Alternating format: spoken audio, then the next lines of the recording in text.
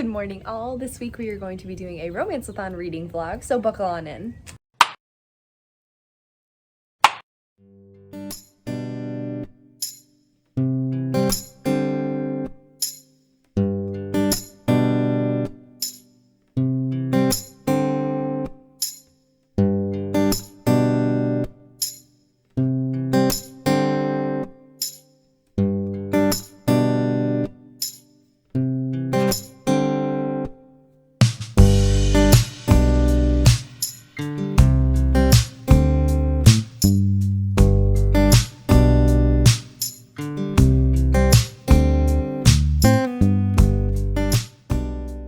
Okay, so hello. It is a Saturday and it was raining this morning, so it's actually not crazy hot and humid out yet.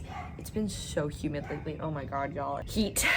But yes, because it's actually bearable to sit outside today, I thought it would be fun to drink my coffee while I start on One Last Stop. Now, if you watched my June TBR, you will realize, hey, Nat, One Last Stop wasn't on your TBR for Romanceathon. No, it wasn't. For the first prompt, which is a book with a cover you love, rather than doing Check Please, I'm gonna be doing One Last Stop. Obviously, you couldn't see the cover, so I'll insert a nice photo here. This is the sophomore novel from 𝗖cie mich𝘁𝘁, who wrote the wonderful Red, White, and Royal Blue, and this is supposed to be a sapphic romance that has some kind of a sci-fi/fantasy element where our main character falls in love with a girl who she meets on the subway train, but that girl is somehow stuck in a time loop. I've already heard a little bit of mixed opinions on this, so I do think my expectations have lowered a little, but I am really excited for it. I loved Red, White, and Royal Blue. I've just really been in a fluffy, light, romancy mood lately, so this works perfectly. Plans for the day. I am going out to lunch with my mom and a friend at this like very fancy, well, not very fancy, but like this souffle place. Like everything on their menu is souffles. And then after that, we are going to be near a Barnes & Noble that is actually going out of business, so pretty much all of their books are going to be 50% off for the weekend, and I'm hoping I can convince my mom to swing by there afterwards because I really want to read some of those stacks, especially at 50% off. Like that's a really great deal on some of those books. And then later today, it is Saturday, so I will be going over to Josh's tonight. I don't really know what we're doing yet, honestly. We might be doing something, we might not, because we have plans next weekend. We'll see. Hop right into reading. Also, quick intermission, did you guys know it says love stories on like the little book of the month seal? I've never noticed that before. Is that new? I'll have to look at my old romance books and see.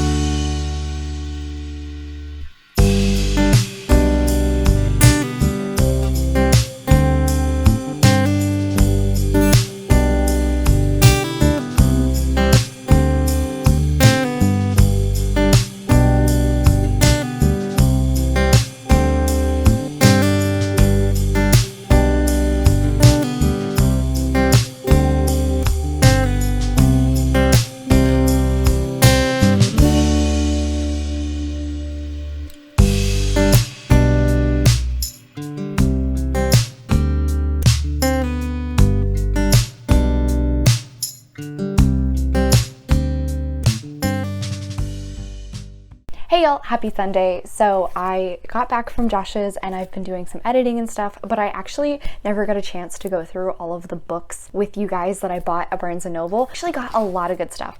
I'm not gonna do a full book haul here, but like I'm just gonna kind of hold up some of the things I managed to grab, and some of them I'm really surprised by because it was pretty well picked over when I got there, and yet I still found a lot of good stuff. And again, everything 50 to 75% off. So super impressed by that. All of these were already on my TBR list, which is great. And sales, love sales. Just keeping going. See, I had a whole bag. I planned to just go through and check every single section, which was interesting to me, and I did. So because of that, I went in with a reusable bag, preparing to come out with a ton of stuff. I actually had 2 gift cards that I was really hoping to use. Technically, I did use them. However, I did not realize that both of those gift cards only had like $1 left on them. Yeah, so in reality, I paid for most of this myself, but Again, really great book haul for a lot of books and not a lot of money. Super impressed. I do have 1 or 2 additional, but those are actually going to be gifts and those people watch my videos, so I'm not going to put them in here. But this is a solid book stack. This is a good book stack, and I spent about $100. That's impressive. And a lot of these are hardcover, and most of them are on the newer side. And they all just fell over. So now the problem is I have to make room on my shelves for all of this stuff because I don't have a lot of it. Oh geez. Okay, so I did not get a ton read at Josh's, which isn't unheard of. I usually don't. I did read a little bit when we went out for brunch this morning while I was having my coffee. That was really nice. We were just both kind of vegging, waiting for our food. I am enjoying One Last Stop thus far. It's really cute. I appreciate the writing style. Our main character, August, is very much like a minimalist, no attachments. She is definitely an introvert, and the apartment she's moved into is kind of filled with extroverts who have just sort of adopted her. I do have a hard time connecting with August, but I like her enough still to be engaged with it. We have met Jane, who is the girl on the subway. Didn't have a ton of personality yet. To be fair, we've only really seen her twice now. They've just had a very spare? Oh my god. They've just had a very spare conversation. I'm getting tired and I've had a drink or 2, so forgive me for stumbling. I could continue on One Last Stop, but I think instead what I'm actually going to start tonight is the 2nd volume of 𝗖cie. This is the 1st volume. This is the only one I have physically. The 2nd one will be on my phone, so I can't really show it to you guys. I already read the 1st one. This is going to also be for a part of a secret TBR, so I might not talk about the 2nd 𝗖cie too much, but that's what I'm planning to read tonight. And then I am carrying over a audiobook that was a part of the Queer Lit Readathon, which ran from the 6th to the 12th. I only have like 30 minutes left in it, so I'm almost done with it. After I finish that, don't fall on me. Don't fall on me. After I finish that, I am going to pick up the audiobook for One to Watch, and then as obviously I have the physical copy too, so I might be able to go back and forth a little bit. So then at least I'll be like in the middle of 2 to 3 books. Oh, I should probably tell you which things these are accomplishing. So this one is for Out of My Comfort Zone, and that is because the story revolves around this TV show that is reminiscent to The Bachelor. Personally, I'm not really a Bachelor fan. I've tried. I don't really get it. It's not my cup of tea when it comes to reality TV. I prefer like dumb competitions not revolving around love, I guess. And then 𝗖cie is actually counting for the Hate to Love. I think it counted for something else. A new to you author. I've never read from 𝗖cie his𝗁𝗁. Technically speaking, I have read from them. I read this first one, but not counting that. Okay, so that is it for now. I just finished editing one video. I might try and get another video edited tonight. I don't know. We'll see. Also, I'm just really feeling Great British Bake Off lately. I've just been in like a very in need of happy, sweet, uplifting media. That's kind of what majority of the books I've been reading are lately, is very like romance focused. So they're all sweet, sappy, happy. And now Great British Bake Off, which honestly is just like the most wholesome competition show out there.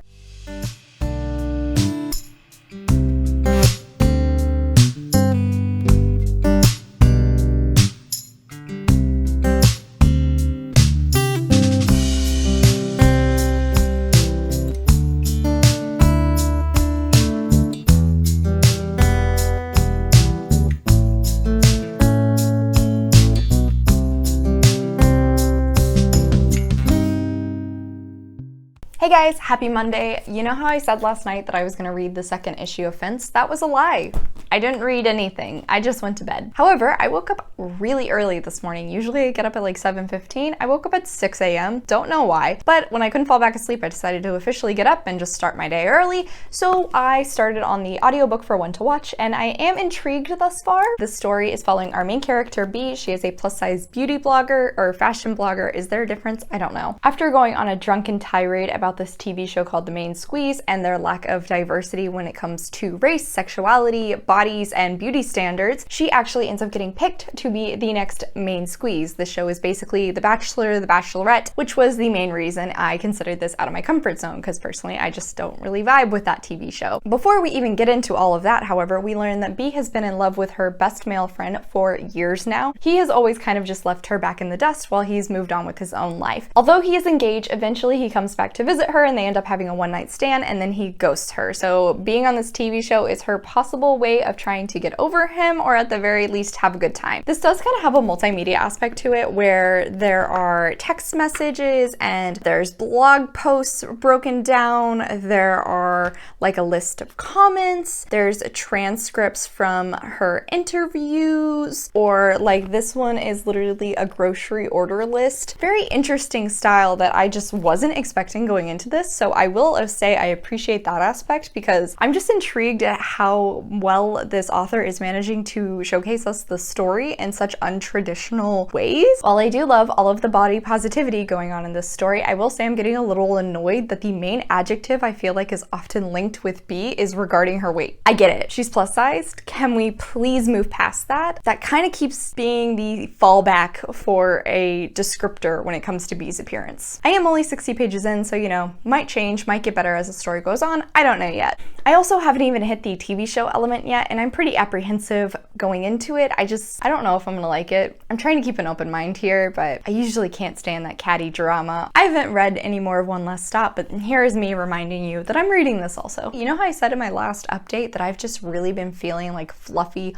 wholesome pieces of media? Apparently that is not extending to my music taste right now. I've recently started making different playlists for like whatever music I'm just really feeling each month, and right now it's starting to lean more towards metal and screamo. Doesn't fit with anything else I've been consuming. I guess that's how I'm like getting my dark edginess out this month, is through my music.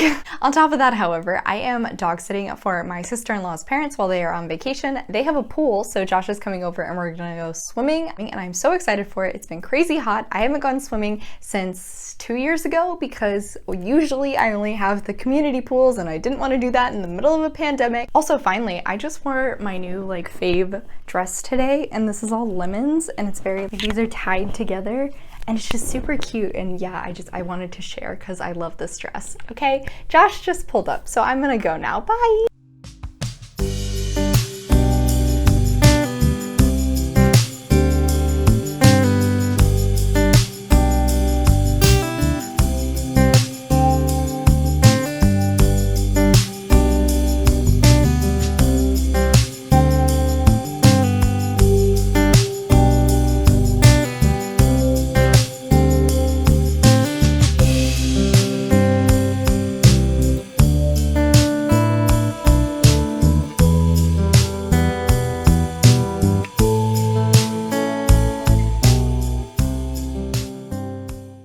Hey guys, so it is Tuesday night and I have gotten a fair amount of reading done, at least compared to like the last few days. I am at like 130 pages into One to Watch, and this shit's cringy as I think this is actually somehow making me hate The Bachelor even more, because it's really accentuating all the portions of the TV show that are very fake. In that case, it's interesting. With that being said, however, I have no attachment with any of the men in this story. I think for the time being, the guy I like the most and actually could kind of see myself shipping B with is a dude who works on the TV show whose name I can't even remember, but he's at least actually nice to her. Every other guy is kind of terrible or has no personality. That's not great. I will say, finally, however, they have stopped constantly referring to B's weight, and with that, B has actually become a lot more confident. She's kind of gotten out of her shell occasionally, usually when she's pissed off because someone has made fun of her due to her weight, unfortunately. But in those small instances, I love the fire we're seeing from her. She gets very sassy and snarky, and I really appreciate that. I wish we would see more of it. I do, however, absolutely love her best friend, who I think's a lesbian, and she's hilarious. I want more of her on screen. I really appreciate that they utilized her in the TV show, because, you know, she actually is fun. I don't know what else to say about this for the time being, so on to the next one. I am nearly done with the second volume of Fence, and I love this story, guys. It's a great time. I really appreciate the hate to love aspect. There's a lot more of that hate going on in the second volume, particularly because our main two characters, 𝗖cie and Nicholas, there's a catalyst that causes some additional drama other than the fact that the two are roommates. It's fantastic. I love it. They are certainly still in the enemies stage, which makes me curious to see when we're eventually going to transition into the friends area before we get into the lovers section. Along with those two, however, I think my other two favorite characters are definitely Aiden, who is the school heartthrob. He's just a good time, and he's kind of unapologetically himself. In real life, I would probably hate him, but in the context of the story, I really appreciate him. Although he's a terrible dude when it comes to relationships, he is at least a good friend, and I like that. Along with him is also Bobby. Although this is a all-boys school, Bobby actually wears the girls' uniform, but apart from that, he uses he, him pronouns, and he's just adorable. I love him. He's so cute and supportive of Nicholas. He always goes to watch his matches. I don't know, man, his positivity is just infectious, and I think he's like the most bubbly and happiest character in the entire story. I really appreciate him. I also realized that I keep referring to a secret TBR, but technically speaking, the video for this is actually going to already be out when this vlog comes out, so I'll put a link to it right there. Apart from those two, however, I actually haven't really gotten any additional reading done, which, you know, I really kind of need to step it up because what with my TBR changing, I am supposed to be reading One to Watch, One Last Stop. Oh, both of those start with one. Didn't realize that before this. Along with those, I was also planning to read Check Please, Wolf Song, and A Hymn in the Silence. So yeah, I really need to get on it because I haven't finished a single book yet, and it's already Tuesday. I did, however, watch a very cute rom-com with my parents while we were having dinner. We watched Confessions of a Shopaholic, so you know, staying on theme this week. So that is it for now. I think I'm going to officially finish out the second volume of Fence tonight.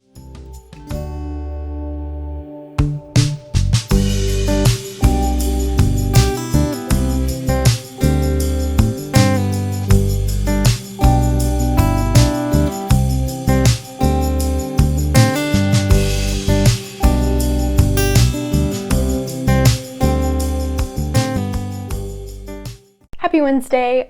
So I'm going to be completely honest. I had a very stressful day towards the end of work, and all of that being forced into my head has forced out whatever I talked about in my last update. Apologies.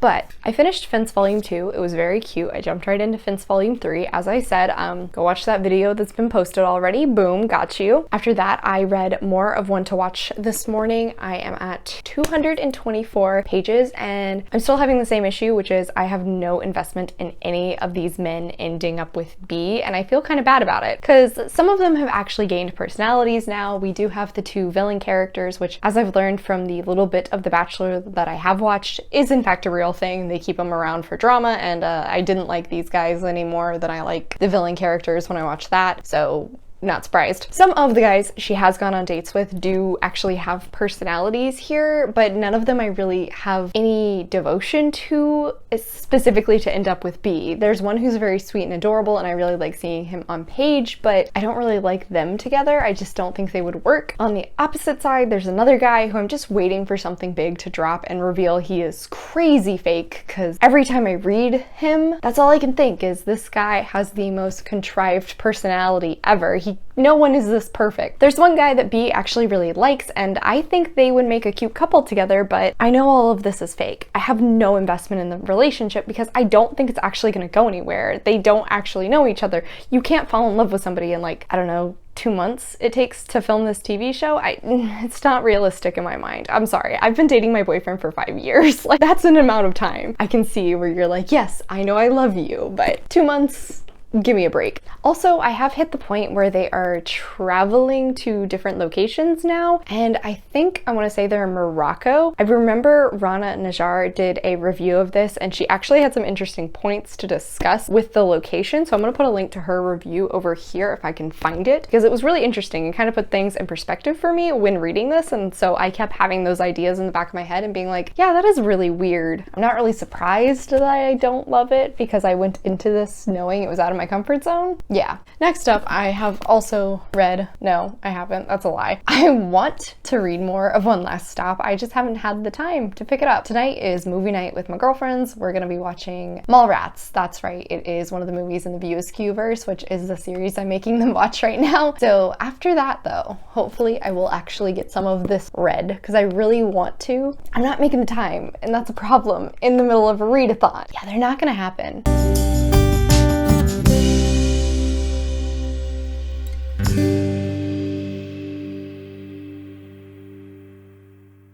Hey guys, So I am running to pick up some lunch and I just thought I'd give you guys an update because I've been listening to One to Watch. I'm probably around like 75% done now. This book is so cringy because every single relationship she is attempting to have just feels incredibly inauthentic. The entire time, all I can imagine is you're on a TV show. This guy you've known for like, in reality, let's say like 2 weeks, is telling you he loves you and you're really taking it seriously. Come on.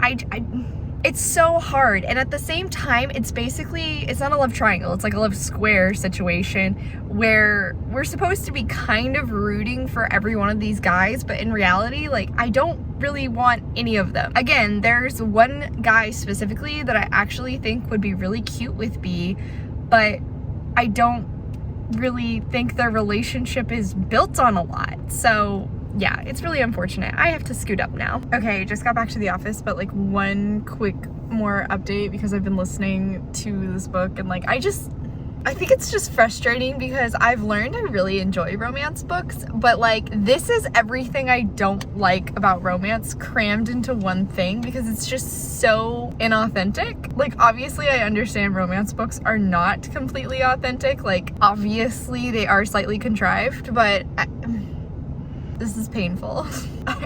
And what's even more annoying is like part of me wants to DNF it, but the other part of me is so intrigued to find out who she's gonna pick. And I hate myself for that, guys. I hate myself for it so much. I might end up like trying to physically read this tonight and just like skimming through. That might be a good idea, actually. Okay, I'm gonna go eat lunch now. Hey y'all, happy Thursday. I think this might be the roughest readathon I've ever had because I am almost done with my first book and the readathon ends tomorrow. And this one book I kind of hate with most of my being because, as I've been saying, I have no investment in any of the relationships. The one relationship I did kind of have an investment in sort of exploded. This will actually be 1 star. Actually, it might be like 1.5. I'll give it the 0.5 for the body positivity and the ace representation plus some nice diversity. That's about it. Apart from that, however, I also started on Wolf Song by TJ Klune, which was my pick for a backlisted book from an author you love. Wow. This one I'm loving. I'm probably at least a third of the way through. I read some this morning, I read a little bit at lunch,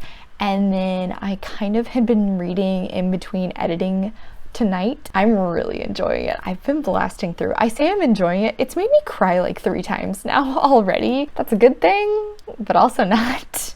This is a werewolf paranormal romance story between 2 men who were childhood best friends. While friends to lovers isn't my favorite trope, I'm not minding what's been happening here. The age gap aspect isn't my favorite. When they do first meet, one of them is 16 and the other is 10, so not my fave, but at the point I'm currently at, one is 23 and the other is 17, and they still haven't so much as kissed. I think it seems like we're gonna get another time jump here soon, because when we start the story in 𝗖ćie's perspective, he is 9, 10, something like that. So there's been a good few time jumps. However, this reads so much like Teen Wolf fan fiction, and part of me hates that and the other part of me absolutely adores it and is just eating it up. The whole werewolf aspect and like the alpha, beta, omega thing isn't my favorite. The possessiveness can start to bug me,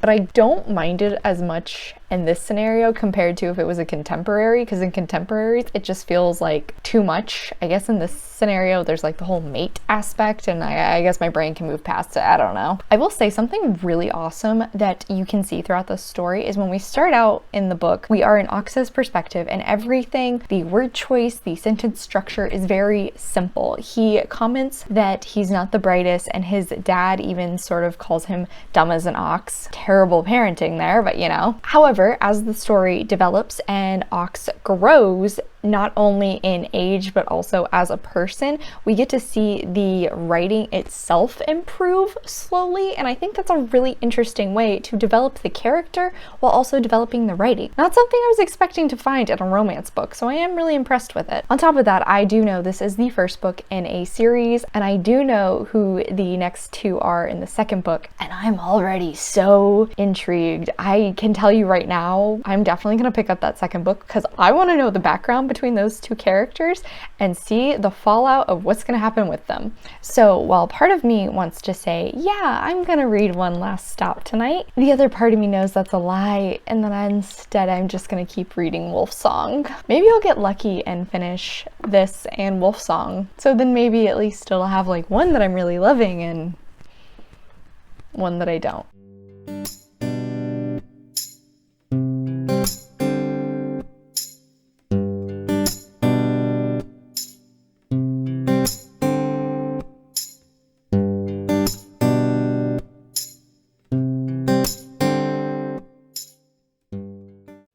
Hello, my lovely peoples. I have great news. Not only have I finished this book, also hi, hello, it's Friday. I also finished Wolfsong by TJ Klune. In fact, I stayed up until 2 a.m. last night reading this. Initially, I was like, okay, I'll just kind of read a little bit more and then I'll go to bed. No problem. But then I got sucked in. And then I was like, okay, I'll stop reading once this event happens. And then that event happened and it wasn't exactly what I was wanting. So then I was like, all right, I'll stop reading once this event happens. Finally, that event happened. I looked at the clock. It was 2 a.m. and I needed to go to bed because I had work this morning. Even with that, when my alarm went off this morning, guess what? I just hopped right back into the book like nothing ever changed. And this book made me cry so much. I'm kind of impressed that I loved this book as much as I did when I cried so much. This is literally all of the angsty things I did not expect, but at the same time knew going in. I asked Paige. She gave me fair warning that it was super angsty,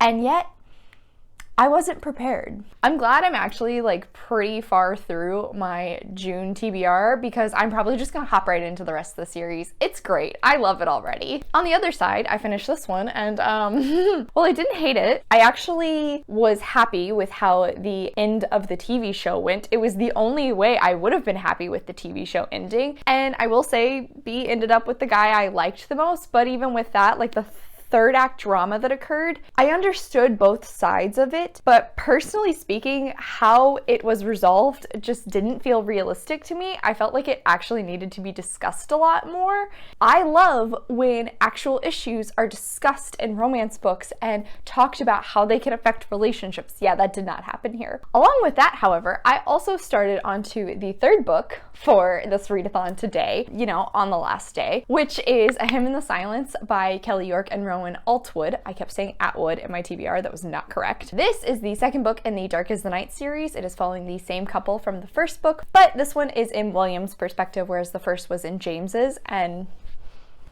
I love it. I love it so much. I had to text Alana, thank you for recommending the series because I am just devouring this book today, the audiobook. I've just been blasting through it. It's great. I really appreciate how we can actually see the differences in Will and James's perspectives. It's a great time. This is a highly recommendable series, particularly if you like historical fiction and LGBT plus romances. It's great. Because today is the last day of the readathon, rather than attempt to read the like 350 plus pages I have left in One Last Stop, I'm gonna try and read Check Please tonight because this is a graphic novel and it's a reread for me, so I should be able to get through it fairly fast and might be able to at least knock off 3 books in this video. I still have 4.5 hours left in A Hymn in the Silence. Okay, so I guess I will either talk to you guys later, maybe do a wrap up tomorrow. I don't know, we'll see.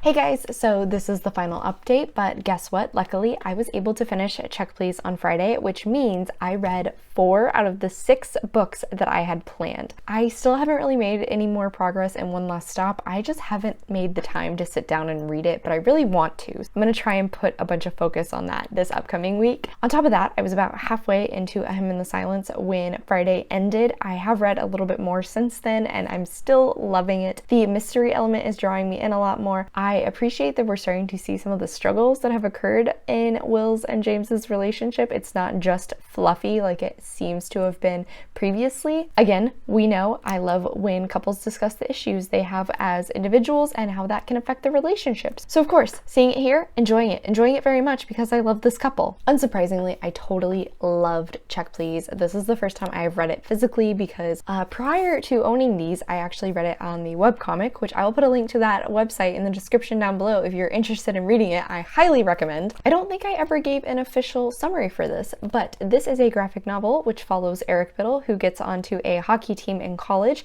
However, he cannot take a hit and he is just trying to find a home for himself on this team. It is so sweet and wholesome. He loves baking, so please be prepared for cravings of every kind of pastry you can think of because trust me, he makes them. Again, with the surprising sports romances that win me over, I actually learned a fair amount about hockey in this. There are some additional little comics at the end in which the different characters on the team are actually explaining certain hockey terminology and things such as that. They are a great time. There's also tweets from Eric. He does this series of vlogs partially focusing on his hockey career, but also partially focusing on baking. And that's sort of how the story is told, is through his vlogs. But he's also a tweetaholic because, well, good Lord, there are a lot of them. This team is just so lovable. It's hard not to enjoy every single interaction you see between all of the characters. Ngozi Ukazu does a fantastic job of making each of these boys incredibly human and having realistic flaws, but also just so lovable, and you can't help but want to cheer for them throughout the entirety of the story. My favorite of the background characters is 100% Shitty Knight. He is hilarious. I think he is such a anomaly of a hockey player. He's just such a contrast of personality type. Also, Eric Biddle just needs to be protected at all costs. I totally forgot that sophomore year ends on a giant cliffhanger, so if I were you, don't stop there. Continue reading, because trust me, it will mess with your emotions. But this is just like one of those that I can constantly go back to and read because it's so happy and sweet. Okay, y'all, so that is it. As always, thank you so much for coming to my channel. I really appreciate it. Make sure to hit like and subscribe down below. I come out with videos on Monday and Friday, but until then, I hope you continue to have a terrific day. Bye!